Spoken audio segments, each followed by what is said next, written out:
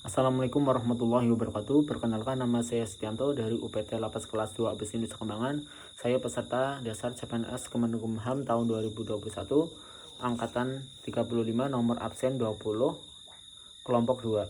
Pada hari ini tanggal 18 Mei 2021, saya akan berbagi cerita tentang pengalaman pembelajaran pada agenda 3 yang diampu oleh Ibu Ninik Uswatun Fadilah mengenai manajemen ASN.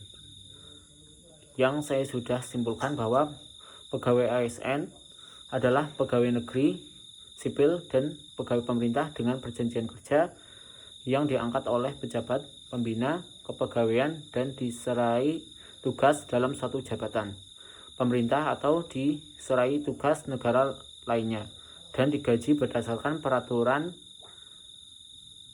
perundang-undangan untuk menghasilkan pegawai ASN yang profesional, memiliki nilai dasar, etika profesi, bebas dari intervensi politik, bersih dari praktik korupsi, kolusi, dan nepotisme. Pengelolaan ASN diatur dalam manajemen ASN. Manajemen ASN lebih menekankan kepada pengaturan profesi pegawai sehingga diharapkan akan tersedia sumber daya ASN yang unggul dan selaras dengan perkembangan zaman. Kedudukan atau status jabatan ASN dalam sistem birokrasi selama ini dianggap belum sempurna untuk menciptakan birokrasi yang profesional. Untuk dapat membangun profesionalitas birokrasi, maka konsep yang dibangun dalam Undang-Undang Aparatur Sipil Negara tersebut harus jelas. Berikut beberapa konsep yang ada dalam Undang-Undang Nomor 5 Tahun 2014 tentang Aparatur Sipil Negara. Berdasarkan jenisnya, pegawai ASN terdiri atas, yaitu yang pertama, pegawai negeri sipil atau PNS merupakan warga negara Indonesia yang memenuhi syarat tertentu, diangkat sebagai pegawai ASN secara tetap oleh pejabat pembina kepegawaian untuk menduduki jabatan pemerintahan dan memiliki nomor induk pegawai secara nasional. Yang kedua, itu pegawai pemerintah dengan perjanjian kerja atau yang disingkat itu P3K. PPPK adalah warga negara Indonesia yang memenuhi syarat tertentu yang diangkat berdasarkan perjanjian kerja untuk jangka waktu tertentu dalam rangka melaksanakan tugas pemerintahan sesuai dengan kebutuhan instansi pemerintah dan ketentuan perundang-undangan. Kehadiran P3K dalam manajemen ASN menegaskan bahwa tidak semua pegawai yang bekerja untuk pemerintah harus berstatus sebagai pegawai kontrak dengan jangka waktu tertentu. Hal ini tuh bertujuan untuk menciptakan budaya kerja baru, menumbuhkan suasana kompetensi di kalangan birokrasi yang berbasis pada kinerja.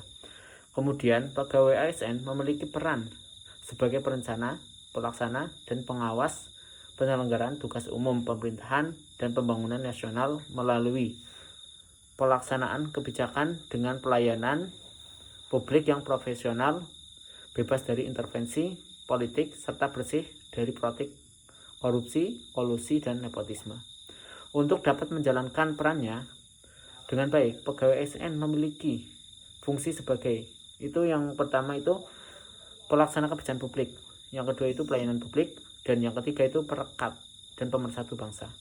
Selanjutnya, pegawai ASN bertugas untuk yang pertama itu melaksanakan kebijakan yang dibuat oleh pegawai pembina kepegawaian sesuai dengan ketentuan peraturan perundang-undangan.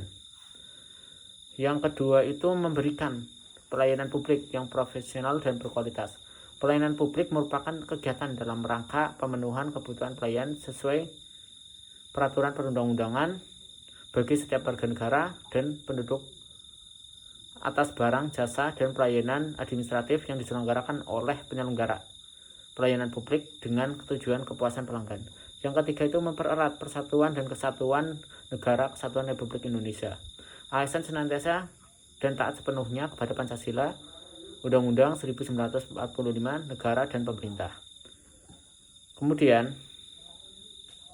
ASN harus selalu mengutamakan dan mementingkan persatuan dan kesatuan bangsa, kepentingan bangsa dan negara di atas segalanya. Kode etik dan kode perilaku ASN dalam Undang-Undang ASN disebutkan bahwa profesi ASN berlandaskan pada kode etik dan kode perilaku yang bertujuan untuk menjaga martabat dan kehormatan ASN. Mungkin dari saya. Sekian. Wassalamualaikum warahmatullahi wabarakatuh.